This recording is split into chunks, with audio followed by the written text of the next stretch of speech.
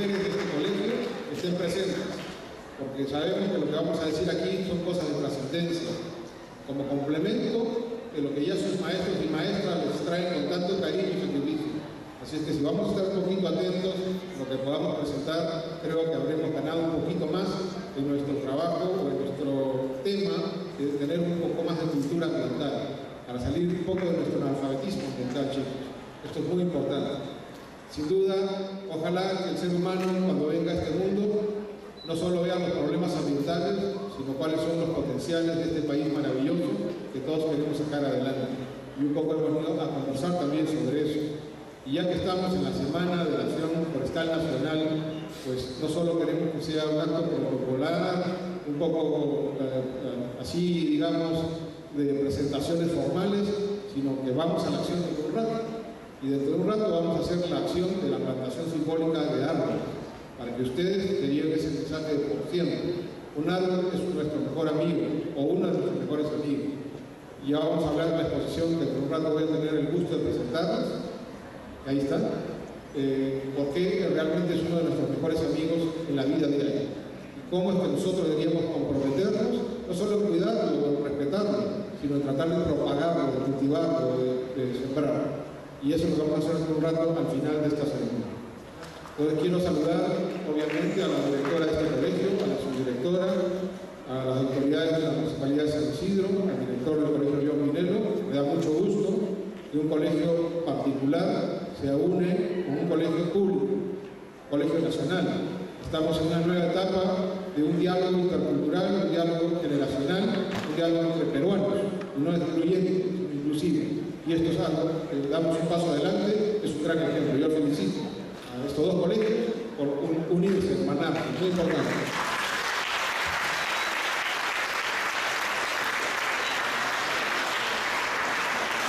Bueno, sin más preámbulos, jóvenes, vamos a hacer una presentación muy sencilla, muy rápida y quizá un poco pobre de lo extraordinario de nuestro país en lo que son sus bosques naturales.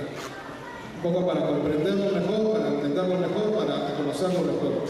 Ojalá que ustedes tengan la oportunidad de salir un poco al interior del país y cuando vayan a estos lugares privilegiados que tienen la naturaleza del Perú. Así que vamos a presentar una vez. Pueden apagar un poco la luz, si es posible. Está muy clara la imagen. Gracias. Entonces vamos a hacer un comentario general sobre por qué es importante los bosques del Perú. Empecemos. Bueno, este es un resumen de toda la exposición.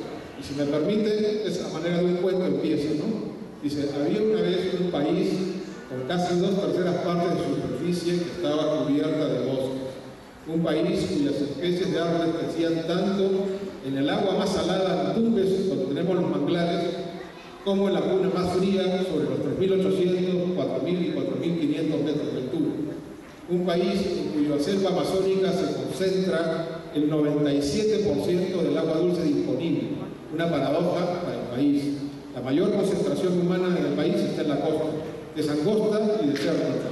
Acá en la selva, el 97% del agua disponible dulce para tomar está en la selva con la menor población del Perú.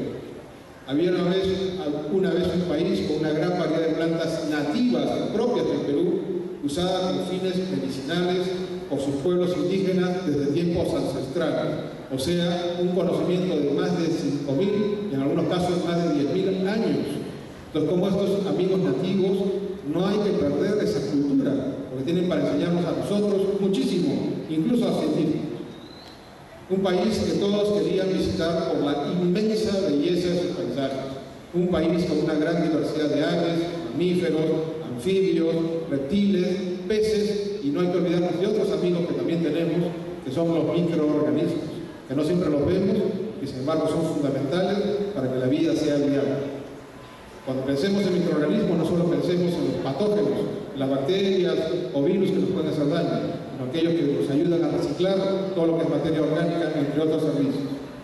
Había una vez un país en cuyas especies de árboles estaba el secreto de los perfumes más caros del mundo.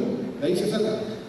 Un país que exportaba millones de dólares en madera y otros productos forestales no maderables, obtenidos de unos bosques sumamente generosos, un país cuyas frutas concentraban la mayor cantidad de vitaminas y de cuyos frutos extraían sustancias claves para la industria del petróleo. Recordemos entre esas frutas, luego que veamos la foto, del cacao. Ya ustedes sepan algo. Había una vez un país de árboles que podía superar los 50 metros de altura, un país cuyos bosques guardaban en sus entrañas las sustancias para aliviar enfermedades como el cáncer e incluso el VIH, el SIDA. Había una vez un país cuyos árboles regulaban de forma generosa el clima del planeta, un país de bosques que albergaban sin pedir nada a cambio millones de toneladas de carbono, algo indispensable por el tema del calentamiento global, que es parte del cambio climático, considerado por los expertos del mundo que se dedican a estos estudios como el más grave problema ambiental del siglo XXI. No hay que perder de vista eso. Había una vez un país de bosques. Hay un Perú de los bosques. Es el Perú. Digamos. Si esto es una especie de índice de los temas que vamos a trabajar. Un poco la raíz, diciendo que son bosques. 2, troncos y ramas, para ver qué tipo de emprendimientos ambientales se pueden hacer a través de los bienes ambientales que tienen los bosques y sus recursos naturales. Las plagas, cuando el hombre no tiene una relación armónica con ellos y los destruye. Y 4, flores y frutos, que es la gran prueba, el gran desafío que tenemos todos los peruanos para que los bosques perduren y sean de aprovecho para la mayoría del Perú. Siguiente. Entonces la raíz, ¿qué es la raíz en un árbol? Es un órgano que sujeta al árbol al suelo y absorbe de la tierra el agua y las sales minerales necesarias para su crecimiento y desarrollo. Hay un lema que dice, si sujetamos al suelo, sujetamos al hombre. Y esto sobre todo en las laderas. Entonces cuando en las laderas crecen los árboles, se enraizan y sostienen esa tierra, ese suelo. En la época de lluvias ya no hay tanto huaico, tanto deslizamiento, está sujeto. Cuando deforestamos vienen los grandes problemas. En el Perú existen en estos momentos un poco más de 73 millones de hectáreas de bosques que nos anclan a la vida. Ellos protegen nuestros suelos del impacto directo de la lluvia, evitan la erosión y los huaicos o desbordamientos, regulan el clima y aseguran el agua que necesitamos, nos dan de comer y curan nuestras enfermedades. Y además secuestran el carbono porque los hombres contaminan tanto hoy día la atmósfera de la Tierra. Siguiente. ¿Qué cosas vamos a ver en troncos y ramas? Bueno, sobre la superficie de la Tierra, el árbol nuestro muestra su tallo leñoso y cubierto de corteza gruesa, llamado tronco, que se bifurca en una serie de ramas de las cuales brotan cientos de hojas para realizar el proceso de fotosíntesis. Los bosques son generosos, dan mucho sin pedir nada y a cambio actúan como una suerte de supermercados naturales en los que podemos encontrar madera, productos medicinales, esencias para perfumería, como dijimos, fibras, semillas, látex, agua, carne de animales, etc. El bosque, por tanto, es riqueza. Y los negocios que surgen a su alrededor son cada vez más. Hoy ya todos saben que un bosque vale mucho más que un pie de bosque de un pato. Siguiente. Las plagas. ¿Qué son las plagas, chicos? Aparición masiva y repentina de seres vivos de una especie que está causando graves daños a otras poblaciones de seres vivos, sean animales o vegetales.